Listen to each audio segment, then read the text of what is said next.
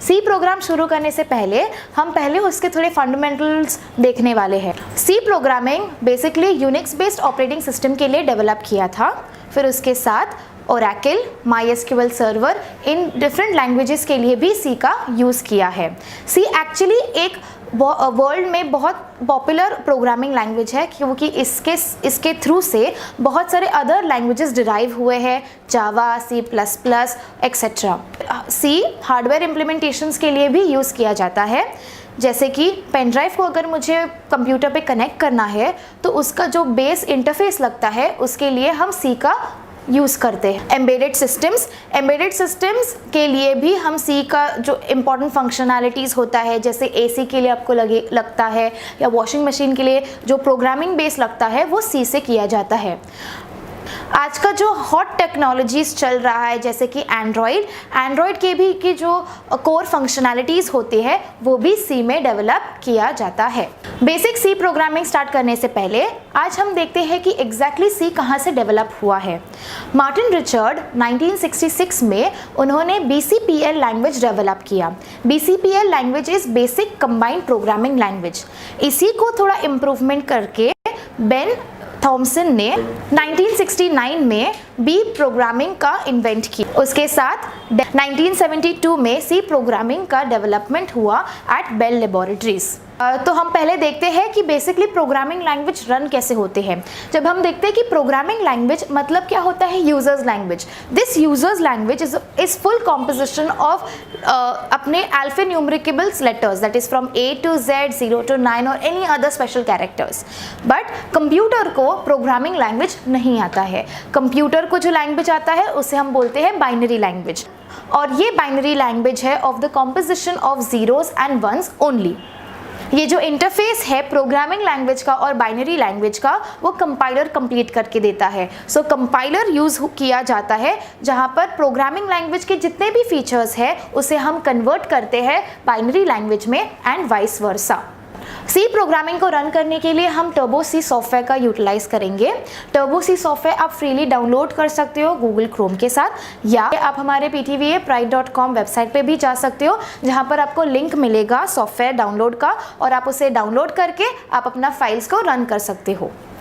एक बार आपका turbo C software download हो गया होगा तो आप स्टार्ट बटन में जाके नीचे आपको वो लोगो दिखेगा, उस पर अगर आप क्लिक करोगे तो आपका टर्बो सी विंडो ओपन हो जाएगा।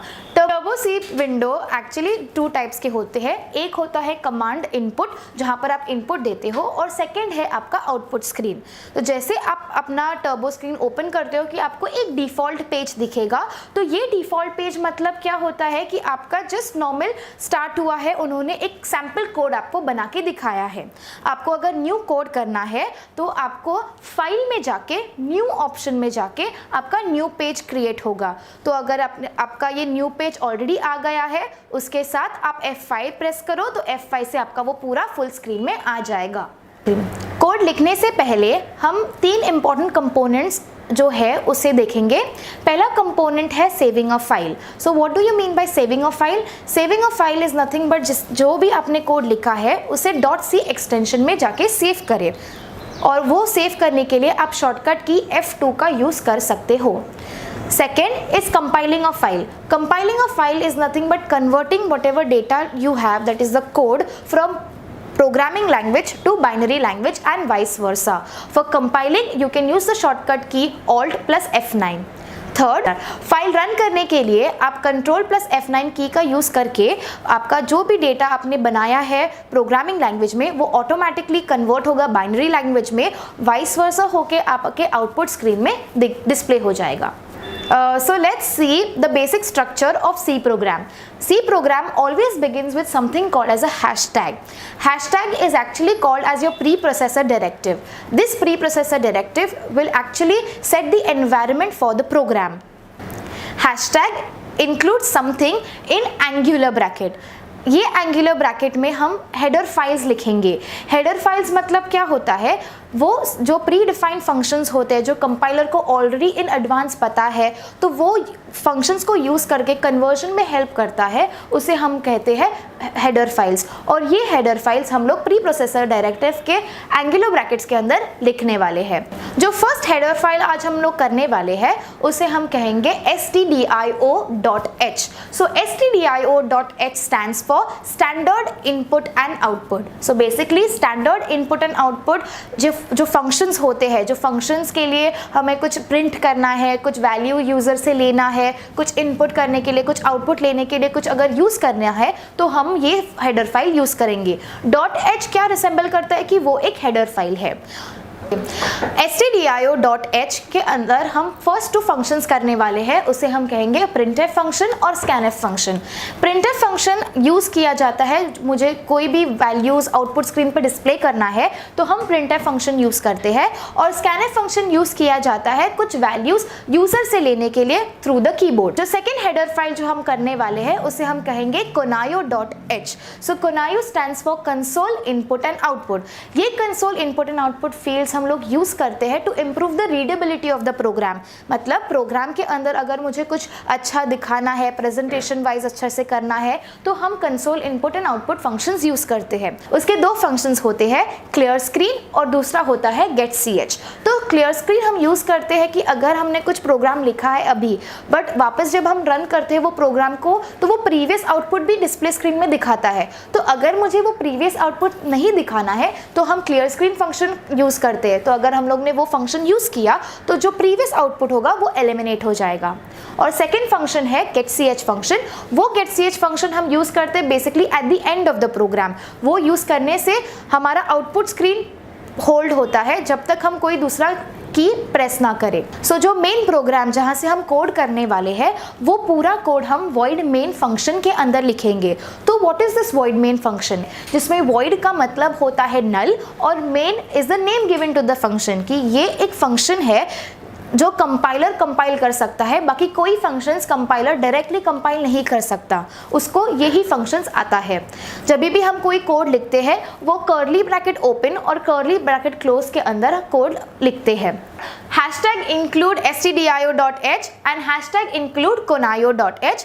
फिर उसके बाद हमने लिखा है void main with a opening and closing bracket। now what is this opening and closing bracket? ये it is called as your parenthesis। parenthesis मतलब क्या होता है कि वो एक फंक्शन है और फंक्शन के अंदर कुछ रन होने वाला है, कुछ इम्प्लीमेंट होने वाला है, इसलिए हम उसको opening bracket and closing bracket में इंडिकेट करते हैं। जो भी अपना मेन कोड होगा वो कर्ली ब्रैकेट ओपन और कर्ली ब्रैकेट क्लोज के अंदर आएगा। तो कर्ली ब्रैकेट ओपन और क्लोज के बीच में मैंने पहले लिखा है क्लियर स्क्रीन। प्रीवियस आउटपुट को एलिमिनेट करने के लिए we use clear screen function. उसके बाद मैंने printf फंक्शन लिखा है, printf open the bracket, double quotes के अंदर मैंने सिर्फ एक कुछ टॉपिक लिखा है हेलो वर्ल्ड, तो वो हेलो वर्ल्ड आएगा, close the double quote, close the bracket and a semicolon. और लास्ट में हम लोग ने फंक्शन का नाम लिखा है दैट इज गेट ch, क्योंकि वो आउटपुट स्क्रीन होल्ड करेगा। तो जैसे आपने देखा है यहाँ पर हर एक स्टेटमेंट के बाद हम लोग सेमीकोलन देते हैं। तो सेमीकोलन का मतलब क्या होता है, टू कंप्लीट अ स्टेटमेंट और टू टर्मिनेट अ स्टेटमेंट। जैसे इंग्लिश लैंग्वेज में हम फुल स्टॉप का यूज़ करते हैं टू कंप्लीट अ सेंटेंस, वैसे ही प्रोग्रामिंग लैंग्वेज में हम लोग सेमीकोलन यूज़ करते हैं टू टर्मिनेट अ सेंटेंस। तो जैसे कि आपने देखा है कि हमने पूरा कोड लिखा है, तो उसमें 3 इंपॉर्टेंट कंपोनेंट्स है। सेविंग ऑफ फाइल, तो यहाँ पर सेव करने के लिए हम F2 की प्रेस करेंगे तो ऑटोमेटिकली ये डायलॉग बॉक्स पॉपअप होगा और उस पर आपको आपका फाइल का नाम, इसका डिफ़ॉल्ट रूट डायरेक्टरी है TC दैट इज TC मतलब turbo C।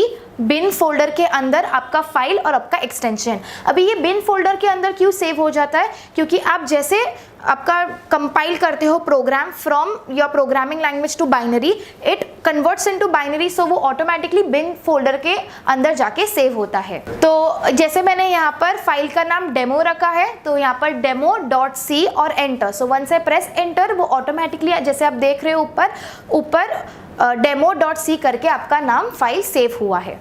Second is compiling a file. तो कंपाइल करने के लिए आप शॉर्टकट की यूज़ करोगे Alt+F9। तो जैसे मैं Alt+F9 करती हूँ तो ऑटोमेटिकली आपका डायलॉग बॉक्स आता है जिसमें आपको बताता है कि आपका फाइल का नाम कहाँ पर है, कहाँ पर वो स्टोर्ड हुआ है, कोई एरर्स है, कोई मिस्टेक्स है या नहीं, और कितने लाइंस कंपाइल्ड हुए हैं। तो once you are done with it, आपको दिखेगा कि अगर कोई एरर होगा तो यहाँ पर डायलॉग बॉक्स में डिस्प्ले करेगा। एंटर करो। फिर third thing is to run a file, कि जो भी कोड मैंने लिखा है उसको इम्प्लीमेंट करने के शॉर्टकट की यूज़ करूँगी Ctrl+F9। तो वंस Ctrl+F9 करूँगी तो ऑटोमेटिकली आपका डॉस विंडोज़ आउटपुट बॉक्स है वो ऑटोमेटिकली आ जाएगा, और आपको जो मैंने लिखा था हेलो वर्ल्ड, वो हेलो वर्ल्ड यहाँ पर प्रिंट हो रहा है। सो आप डाउनलोड बटन पे क्लिक करके ये फाइल और असाइनमेंट का फाइल डाउनलोड कर सकते हो। आप उसे प्रैक्टिस करना और फिर नीचे गए अपलोड बटन पे अपलोड भी कर सकते हो, तो जिसमें मुझे पता चलेगा कि आपको ये टॉपिक्स कितना अच्छे से समझ आया है। उम्मीद करते हैं कि आपको हमारा वीडियो पसंद आया होगा। हमसे जुड़े रहने के लिए और हमारे वीडियोस देखने के लिए धन्यवाद।